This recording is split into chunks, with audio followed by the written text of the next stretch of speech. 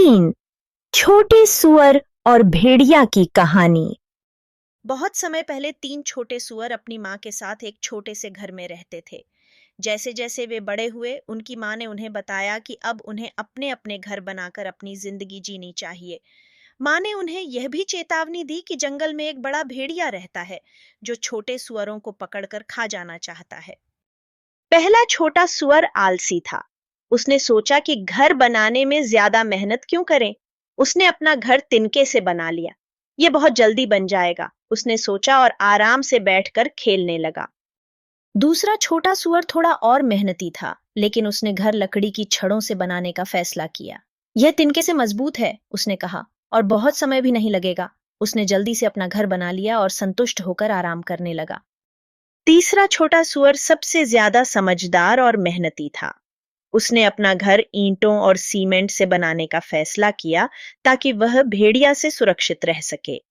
यह काम उसे बहुत समय और मेहनत से करना पड़ा, लेकिन उसने हार नहीं मानी और अपने घर को मजबूत और सुरक्षित बना लिया।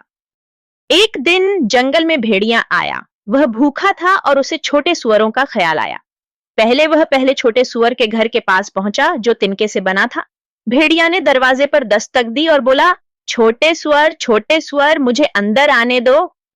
पहला छोटा सुअर डरते हुए बोला, नहीं नहीं, मेरे मुंह के बाल तक नहीं। भेड़िया ने जोर से सांस ली और तिनके के घर को उड़ा दिया।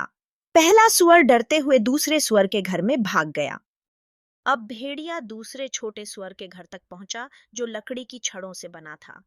भेड़िया ने दरवाजे पर दस्तक दी और बोला, छोटे सुअर, मुझे अंदर आने दो। दूसरा छोटा सुअर भी डरते हुए बोला, नहीं नहीं, मेरे मुंह के बाल तक नहीं। भेड़िया ने फिर से जोर से सांस ली और लकड़ी के घर को उड़ा दिया। दोनों छोटे सुअर डरते हुए तीसरे सुअर के ईंटों के घर की ओर भागे। भेड़िया अब तीसरे छोटे सुअर के ईंटों के घर के पास पहुंचा। उसने दरवाजे पर दस्तक दी और बोला, छोटे सुअर, मुझे अंदर आने दो। तीसरा छोटा सुअर साहस से बोला, नहीं नहीं, मेरे मुंह के बाल तक नहीं। भेड़िया ने फिर से जोर से सांस ली, लेकिन वह ईंटों के घर को नहीं उड़ा सका। भेड़िया ने बार बार कोशिश की, लेकिन घर एक जगह से भी नहीं हिला। भेड़िया थक कर परेशान हो गया। फिर उसने सोचा कि वह चिमनी से नीचे आकर घर में घुसेगा। लेकिन तीसरे छोटे सुअर ने समझदारी दिखाई। उसने चूल्हे में आग जला दी। जैसे ही भेड़िया चिमनी से नीचे आया, वह सीधे आग में गिर गया और उसकी पूंछ जलने लगी।